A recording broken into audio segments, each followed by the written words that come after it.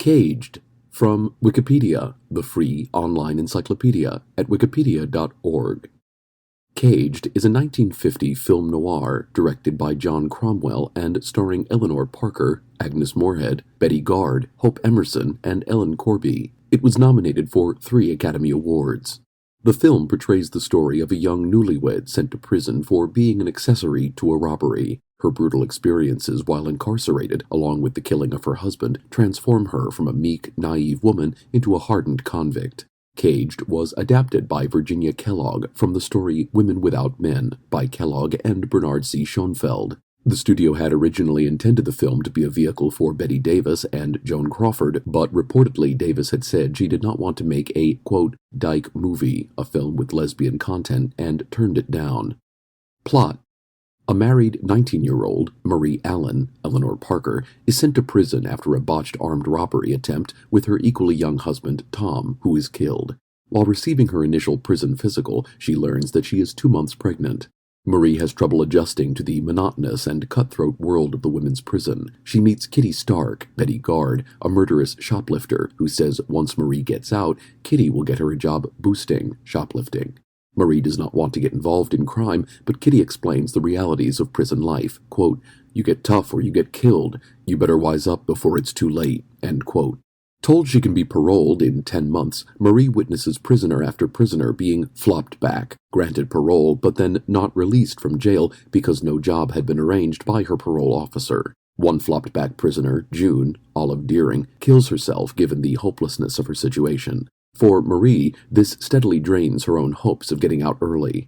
Despite the hardships under sadistic matron Evelyn Harper, Hope Emerson, Marie gives birth to a healthy baby. She plans to temporarily grant full custody to her mother with the intent of getting the child back after she is released, but Marie's callous stepfather had already decided not to allow the baby into his house. Marie's mother uses the excuses that she is too old and hasn't a penny in her name as reasons why she cannot help Marie. After Marie is denied a parole, she tries half-heartedly to escape. She is not punished for that attempt, although prison authorities do force her to give up her child for adoption. The arrival of Vice Queen Elvira Powell, Lee Patrick, sets off a rivalry with Kitty. Elvira bribes Harper to put Kitty in solitary confinement, where Kitty is beaten. When a kitten is found in the jail yard, Marie attempts to make it a pet, but Harper tries to take the little animal away, an action that prompts the inmates to riot. The kitten is accidentally killed during the melee, and after order is restored by the staff, Marie is punished this time, also being sent to solitary. Before taking Marie to an isolated cell, Harper shaves Marie's head, symbolically stripping her of her innocence. Harper has disagreements with the sympathetic reformist prison superintendent Ruth Benton, Agnes Moorehead, especially after this latest incident with Marie. Because Harper is a political appointee, the police commissioner refuses to fire her and instead asks for Benton's resignation. When Benton declares that she will request a public hearing, the resignation issue is dropped. Kitty finally rejoins her fellow inmates after serving a month in solitary confinement, but she is distraught and mentally unstable. After being harassed by Harper in the prison cafeteria, Kitty stabs Harper to death as the inmates watch and make no attempt to stop it. Marie, now hardened by her exposure to career criminals and sadistic guards, actually encourages Kitty in the fatal assault.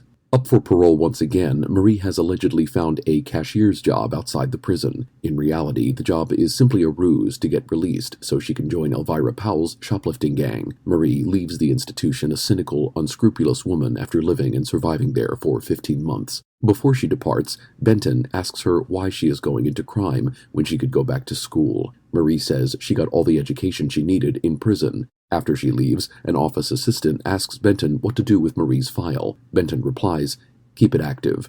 She'll be back." Cast: Eleanor Parker, Marie Allen, Agnes Moorehead, Ruth Benton, Ellen Corby, Emma Barber, Hope Emerson, Evelyn Harper, Betty Garde, Kitty Stark, Sheila McRae, Helen, Jan Sterling, Haida Kofsky, a.k.a. Smoochie, Lee Patrick, Elvira Powell, Jane Darwell, solitary confinement matron, Gertrude W. Hoffman, Millie, Olive Deering, June Roberts, and Gertrude Michael, Georgia Harrison. Critical reception.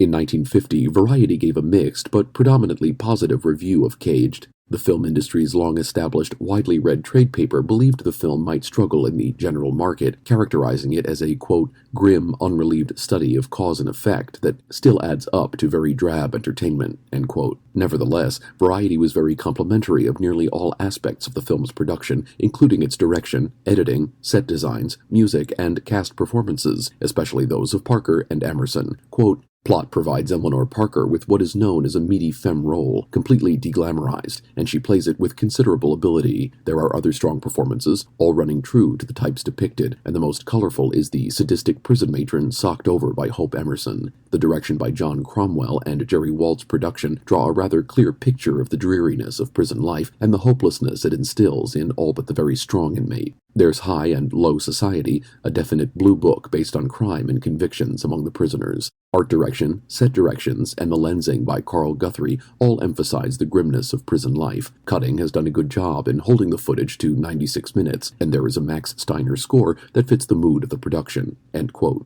Another American reviewer in 1950, Film Bulletin, gave generally high marks as well to Caged. The New York-based weekly publication, which promoted itself as independent motion picture trade paper, did contend that the film's stark, gripping social commentary would be even more powerful if the dismal atmosphere of its storyline had at least a few contrasting lighter moments. Caged, Film Bulletin observed, is to penal institutions what The Snake Pit was to mental institutions, and The Lost Weekend to alcoholism.